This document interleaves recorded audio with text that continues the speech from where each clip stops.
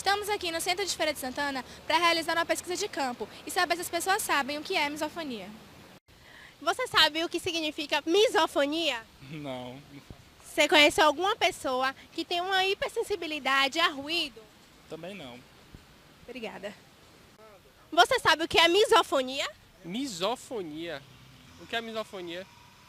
Você conhece alguma pessoa que tem uma hipersensibilidade a ruídos, a um bater de caneta, a mascar chiclete? Tenho.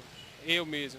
Ave Maria, uma agonia da batendo. Se bater uma caneta, tem uma amiga minha mesmo que ela tá ali do lado só me esperando, fica batendo o dedo na mesa, que isso me dá uma agonia.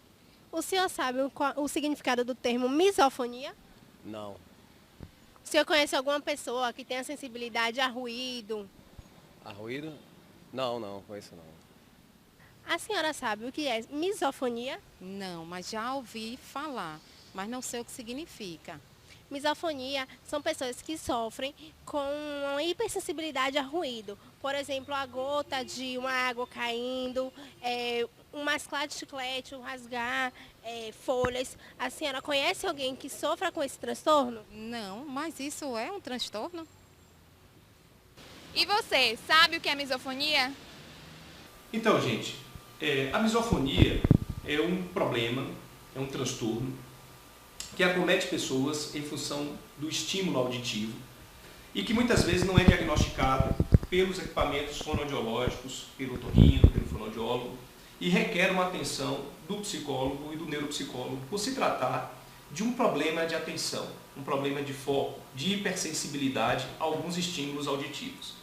Provoca algumas comorbidades, o que a gente chama de associação, porque a pessoa que tem a misofonia, por não saber que tem muitas vezes esse problema, acha que sofre de algum transtorno além do transtorno auditivo, que provoca um isolamento social, uma depressão, uma fobia social, uma esquiva dos estímulos, uma irritabilidade, aumenta a frequência cerebral das pessoas que têm misofonia para aquele estímulo e, portanto, causa uma irritabilidade. E são mal compreendidas pelas pessoas que as acompanham.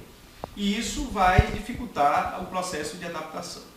O tratamento é promovido por pessoas que vão tratar as comorbidades, como a depressão, como a ansiedade, como a hipersensibilidade, e, portanto, precisa de um acompanhamento com o fonoaudiólogo, com o otorrino, com o clínico geral, com o neurologista e, principalmente, a intervenção neuropsicológica com o psicólogo.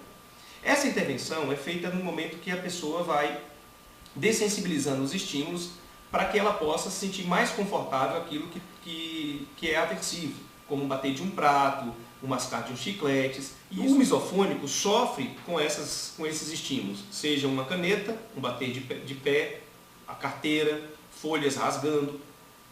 É preciso identificar efetivamente se esses estímulos estão provocando uma ansiedade generalizada a ponto de ter frequência e intensidade que provoque no misofônico esse distúrbio de isolamento.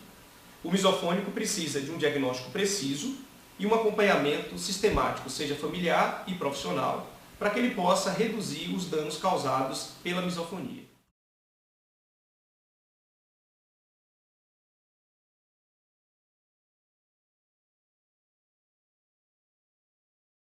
Comer é uma coisa que une as pessoas, né? Então é um momento feliz, né, teoricamente. E para o misofônico não, é um momento desesperador. A Bruna sofre de um transtorno conhecido como misofonia. A palavra vem do grego e significa aversão ao som. Para os misofônicos, o problema não é o caos sonoro, mas os pequenos barulhinhos. Pode ser alguém mastigando, o clique de uma caneta, um teclado. É mais do que um mero incômodo. Porque a gente sente raiva da pessoa que está fazendo isso. Eu já começo a sentir arritmia, falta de ar, nervoso. Eu fico imaginando eu falando para essa pessoa, pelo amor de Deus, parar de fazer isso. Daniela também não aguenta. Se alguém com chicletes, bala, eu me retiro também. Eu me afasto desse incômodo, porque eu não consigo suportar ele. Não tem nada de errado com a audição da Bruna e da Daniela. Na misofonia, normalmente o ouvido está impecável. A diferença está na reação aos sons. Existe sim uma alteração de ondas cerebrais com ondas mais rápidas. Isso causa uma hipersensibilidade. A misofonia é um conjunto que associa um problema de atenção, de não conseguir colocar a atenção onde ele quer, e sim onde alguma coisa domina essa atenção, junto com essa emoção forte, normalmente vinculada à raiva. Para o Paul, esse americano de Nova York, o primeiro clique veio aos 12 anos. Meu pai estava terminando de comer e ficou passando o talher no prato. Aí eu parei o que estava fazendo na hora e perguntei, dá para parar? Com o passar dos anos, outros barulhos passaram a incomodar. Para mim, a pior coisa é quando alguém faz uma bola com chiclete. Não as bolas grandes, cheias de ar, mas as pequenas, que fazem um estalido. Paul preferiu se afastar dos amigos do que reclamar dos sons ao redor.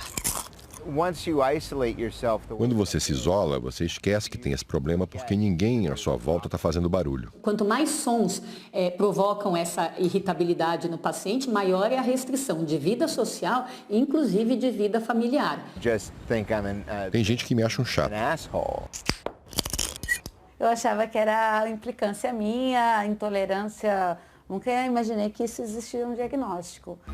O diagnóstico existe, mas não é fácil. A misofonia é geralmente confundida com outros transtornos.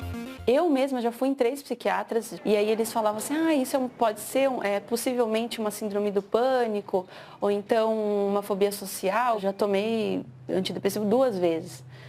E não adiantou nada, então assim, acho que não é esse o caminho, né? Existe com certeza a dificuldade por parte dos profissionais, esse é um dos fatores que faz com que a misofonia seja pouco conhecida, pouco reconhecida como doença e com certeza pouco tratada. A Daniela optou por um tipo de terapia que monitora a atividade cerebral para tentar controlar os impulsos do paciente. Uma cliente fica com uma tela e eu fico com outra. Nessa tela eu consigo acompanhar a ativação cerebral da cliente na área que a gente está treinando. A Daniela tem que prestar atenção no carrinho. Se um barulho externo fizer com que ela perca o foco, o programa avisa e a terapeuta ajuda a Daniela a se concentrar de novo. Expira. Ao repetir esse treino várias vezes, o paciente acaba aprendendo a abstrair os sons que irritam. O seu cérebro aprende e ele tende a repetir esse padrão.